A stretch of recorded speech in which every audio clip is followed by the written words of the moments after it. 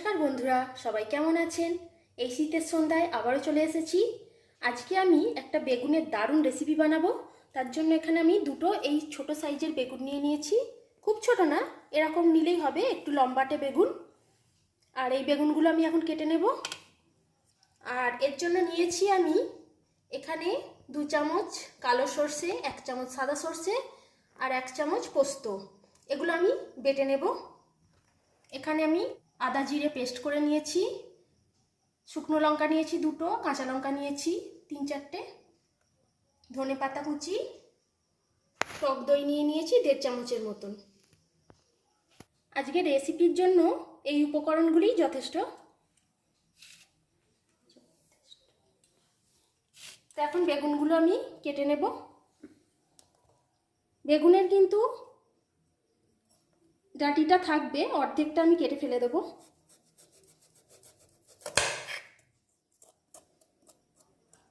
আর এইগুলো কেটে ফেলে দেবো।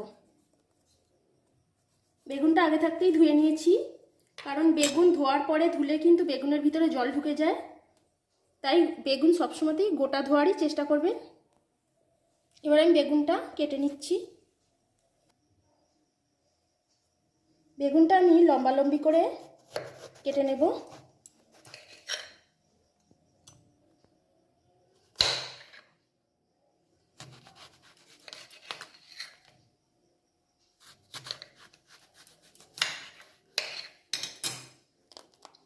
এই যে এইভাবে লম্বা লম্বা করে কেটে নেব।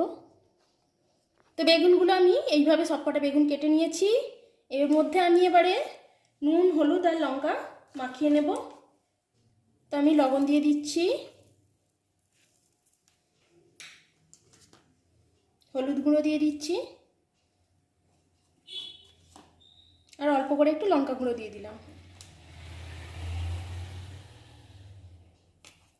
এবার সব কিছু ভালো করে আগে মাখিয়ে নেব। মাখিয়ে নিয়ে 5 মিনিটের মতন আমি এটা রেখে দেব। তাহলে কি হয়, বেগুনের ভিতরে নুনটা ভালোভাবে ঢুকেও যাবে আর বেগুনটা বেশ নরম হয়ে যাবে। তো বেগুনের মধ্যে নুন, হলুদ, লঙ্কা মাখানো হয়ে গেছে। এবার আমি এগুলো সব পেস্ট করে নেব।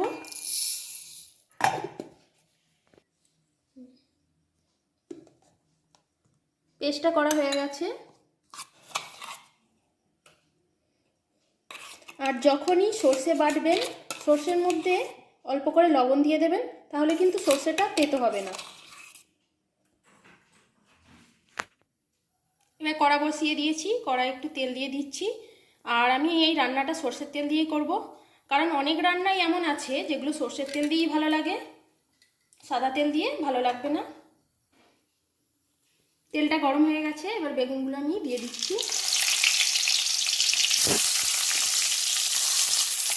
একসঙ্গে সবগুলো ধরলো না, বাকিটা আবার পরে ভেজে নেব। এই রান্নাটা এত সুন্দর খেতে হয়, এটা ভাত বা রুটি যে কোনো কিছুই দিয়ে খেতে ভালো লাগে। আর এই রান্নাটা সম্পূর্ণ নিরামিষ, আপনারা যে কোনো নিরামিষ দিনে করে খেতে পারেন, বা যে কোনো বাড়িতে ছোটোখাটো অনুষ্ঠান করেও খেতে পারেন, খুবই ভালো লাগবে। বেগুনগুলো খুব ভালো করে ভেজে নিতে হবে। বেগুনগুলো ভাজা হয়ে গেছে, আমি এবার তুলে নিচ্ছি।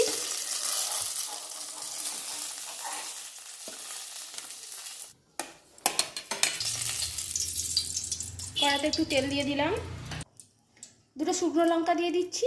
আর এই শুকনো লঙ্কাগুলো শুধুমাত্র আমি ফ্লেভারের জন্য দিচ্ছি, শুকনো লঙ্কার যে একটা সুন্দর গন্ধ আছে সেটার জন্য।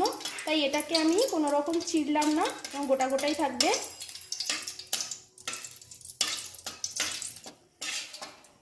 এর মধ্যে আমি এবারে আদা জিরে বাটাটা দিয়ে দিচ্ছি। এখানে 1 চামচ আদা জিরে বাটা আছে। আদা জিরেটা ভালো করে ভেজে নিয়েছি। এর মধ্যে আমি কাঁচা লঙ্কাগুলো দিয়ে দিচ্ছি। আর এই রান্নাটার মধ্যে আমি গুঁড়ো লঙ্কা বা গুঁড়ো হলুদ আর দেবো না, যেহেতু আমি বেগুনের মধ্যে ওগুলো মাখিয়ে নিয়েছি, আর দেবো না। এবার আমি মশলাটা ভালো করে গুলে নিচ্ছি, যে মশলাটা আমি তৈরি করে রেখেছিলাম। টক দইটা একটু ভালো করে এইভাবে ফাটিয়ে নিতে হবে। এখানে সর্ষে বাটার পেস্টটা আছে, আর এর মধ্যে আমি টক দইটা এখন দিয়ে দিচ্ছি। একটু জল দিয়ে এটা ভালো করে গুলে নেব।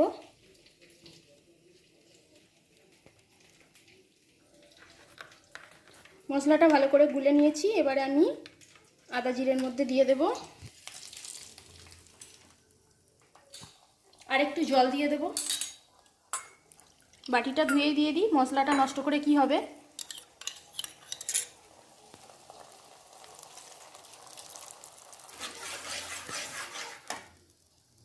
পরিমাণ মতো এবার লবণ দিয়ে দেব।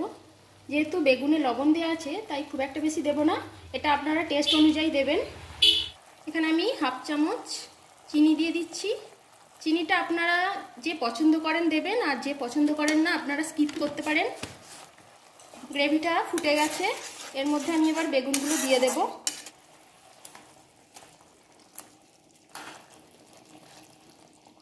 একটু ফুটে উঠলেই এটা নামিয়ে নেব, কারণ বেগুন তো সেদ্ধ হয়েই আছে।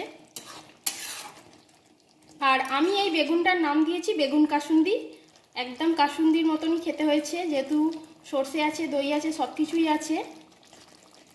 আর এই বেগুনটা করলে আমাদের বাড়ির ছেলেমেয়েরাও খুবই বলে খুব সুন্দর হয়েছে, বারে বারেই খেতে চায় তারা। এবার ধনে পাতা কুচিগুলো দিয়ে দিচ্ছি।